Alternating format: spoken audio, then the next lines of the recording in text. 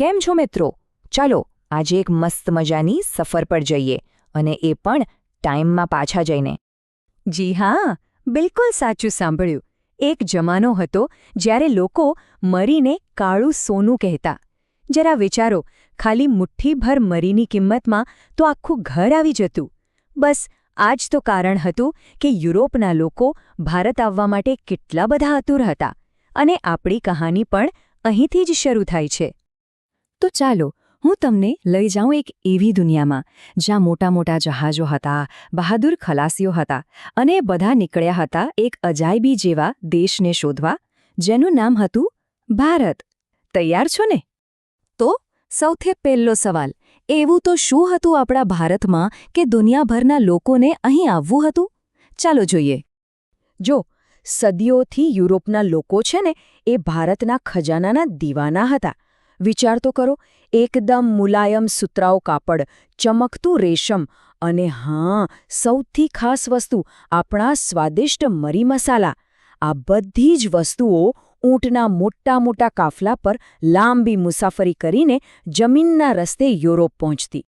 પણ અચાનક આપણી આ એડવેન્ચર સ્ટોરીમાં એક મોટો ટ્વિસ્ટ આવ્યો, એક મોટી મુશ્કેલી આવી પડી.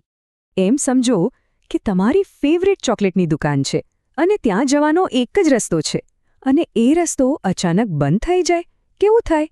બસ કંઈક આવું જ થયું. થયું એવું કે 1453માં તુર્કોએ કોન્સ્ટેન્ટિનોપલ શહેર જીતી લીધું અને બસ ભારત આવવાનો જે જૂનો અને જાણીતો જમીનનો રસ્તો હતો એ થઈ ગયો બંધ. હવે યુરોપના લોકોને ભારત તો પહોંચવું જ હતું કોઈ પણ હિસાબે. તો શું કર્યું હશે એમણે? જરા વિચારો. હા, એમણે નક્કી કર્યું કે આપણે એક નવો રસ્તો શોધીશું, પણ આ વખતે જમીન પરથી નહીં, દરિયામાંથી. અને બસ અહીંથી જ શરૂ થઈ એક જબરદસ્ત, રોમાંચક અને એટલી જ ખતરનાક સફર. દરિયાની મોટી મોટી લહેરો પર ભારત પહોંચવા માટે એક નવો રસ્તો શોધવાની સફર. અને આ સફરનો હીરો કોણ હતો ખબર છે? વાસ્કો દ ગામા, પોર્ટુગલનો એકદમ હિંમતવાળો નાવિક. એણે નક્કી કરી લીધું કે ભલે ગમે તે થાય, એ આફ્રિકાના આખા ખંડનું ચક્કર લગાવીને ભારત પહોંચવાનો નવો દરિયાઈ રસ્તો શોધીને જ રહેશે. અને પછી આખરે એ દિવસ આવી જ ગયો. એ ઐતિહાસિક દિવસ. સાલ હતી 1498, જ્યારે વાસ્કો દ ગામાનું જહાજ ભારતના કાલિકટ બંદરે આવી પહોંચ્યું. આ તો બહુ જ મોટી સફળતા હતી. હવે જેવો જ આ નવો રસ્તો મળ્યો ને, બસ જાણે એક મોટી રેસ શરૂ થઈ ગઈ. સૌથી પહેલાં તો પોર્ટુગલના લોકો આવ્યા. એમના પછી આવ્યા હોલેન્ડના ડચ લોકો. પછી તો ઇંગ્લેન્ડના અંગ્રેજો પણ આવી પહોંચ્યા. અને છેલ્લે તો ફ્રાન્સના ફ્રેન્ચ લોકો પણ આ રેસમાં જોડાઈ ગયા. હવે આ બધા વેપારીઓ ભારતમાં આવીને શું કરતા? તો એ લોકો પોતાની કોઠીઓ બનાવતા. હવે કોઠી એટલે શું? એકદમ સિમ્પલ. સમજો કે એ એક ગોડાઉન જેવું હતું, એક સુરક્ષિત જગ્યા. અહીં એ લોકો પોતાનો બધો સામાન, જેવા કે મસાલા અને કપડાં, સાચવીને રાખતા અને પછી મોટા મોટા જહાજોમાં ભરીને પોતાના દેશમાં મોકલી દેતા. શરૂઆતમાં તો બધું શાંતિથી ચાલતું હતું, ખાલી વેપાર, લેવા દેવાનું કામ. પણ પછી ધીમે ધીમે આપણી વાર્તામાં એક બહુ મોટો અને ગંભીર વળાંક આવ્યો. જરા જુઓ કે બધું કેવી રીતે બદલાઈ ગયું. એક તરફ જે લોકો પહેલાં ફક્ત વેપાર કરવા આવ્યા હતા, માલ ખરીદતા અને વેચતા, અને બીજી તરફ હવે એ જ લોકો અહીંના રાજા બનવાના સપના જોવા લાગ્યા. એમણે લડાઈઓ લડવાનું શરૂ કર્યું, પોતાની આર્મી બનાવી અને ધીમે ધીમે ભારત પર જ શાસન કરવાનું શરૂ કરી દીધું. અને આ આખા બદલાવમાં એક વર્ષ બહુ જ મહત્વનું છે, 1757. આ એ વર્ષ હતું જ્યારે પ્લાસીનું યુદ્ધ થયું. એક એવું યુદ્ધ જેણે ભારતના ઇતિહાસની દિશા જ બદલી નાખી. આ યુદ્ધમાં થયું શું? તો અંગ્રેજોની જે બ્રિટિશ ઈસ્ટ ઇન્ડિયા કંપની હતી, એમણે બંગાળના નવાબ સિરાજુદ્દૌલાને હરાવી દીધા. બસ આ એક જ જીત સાથે ભારતમાં અંગ્રેજી શાસનનો પાયો નંખાઈ ગયો હતો. પ્લાસીના યુદ્ધ પછી તો અંગ્રેજો વધુને વધુ પાવરફુલ બનતા ગયા. પણ સવાલ એ છે કે એમણે આટલા મોટા ભારત દેશ પર પોતાનો કંટ્રોલ જમાવ્યો કેવી રીતે? ચાલો એ પણ જોઈએ.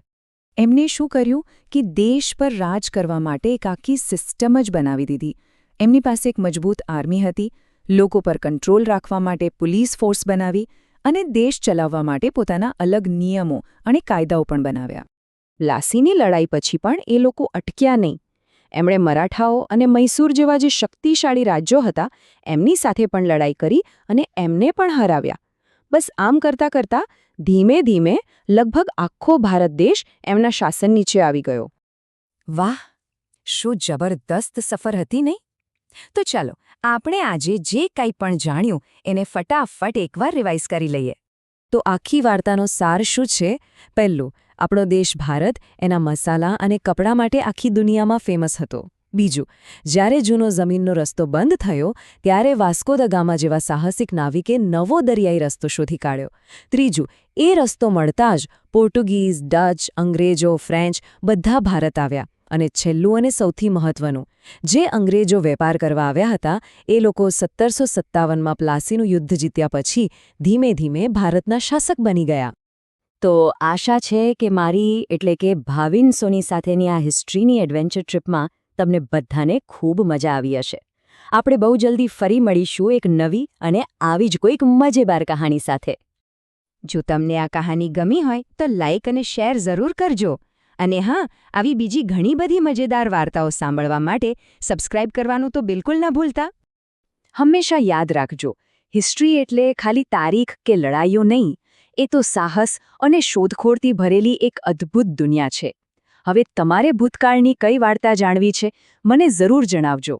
ત્યાં સુધી આવજો.